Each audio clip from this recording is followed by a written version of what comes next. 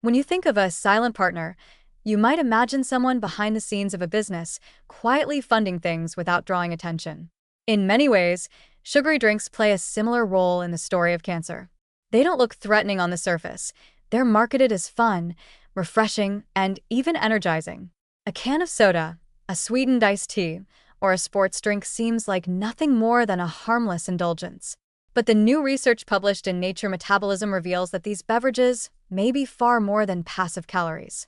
They are hidden collaborators, fueling the growth and spread of colorectal cancer by feeding sugars, fructose and glucose, into an enzyme pathway that cancer cells can exploit. The study shows that once these sugars enter the body, they work hand in hand with an enzyme called SORD. Under normal circumstances, SORD is simply part of the metabolic machinery that keeps cells functioning.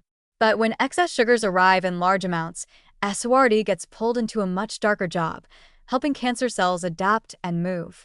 It essentially acts like a facilitator, turning the simple sweetness from a drink into energy that empowers cancer cells to metastasize, slipping from their original site and spreading to new areas of the body. What might feel like a refreshing sip on the outside becomes, on the inside, a quiet push that helps cancer cells make their move. What makes this finding so powerful is the precision it brings. For years, public health experts have warned about the dangers of sugary drinks, mostly in relation to obesity, diabetes, and heart disease. Cancer was part of the conversation, but it often felt vague, something people suspected but couldn't quite explain. This research changes that by shining a light on the exact molecular partnership, fructose and glucose linking with SORD to promote metastasis. It takes what was once a suspicion and transforms it into a clearly drawn mechanism. And with that understanding, prevention and intervention suddenly become much more practical. Here is where the positive angle comes into play.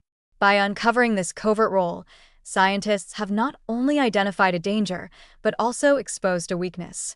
When you know how an enemy operates, you gain the power to stop it.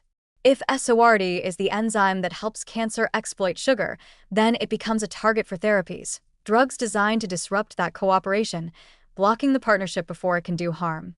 This means that the very pathway sugar relies on could one day become a therapeutic opportunity, turning a weakness into a weapon against cancer. Even outside the lab, this knowledge empowers individuals to act. The message isn't about fear, but about choice. Sugary drinks are no longer just about empty calories, they are about giving cancer cells an advantage. And every time someone chooses water, unsweetened tea, or even just less sugar, they are effectively breaking up that hidden partnership, depriving cancer cells of their silent ally.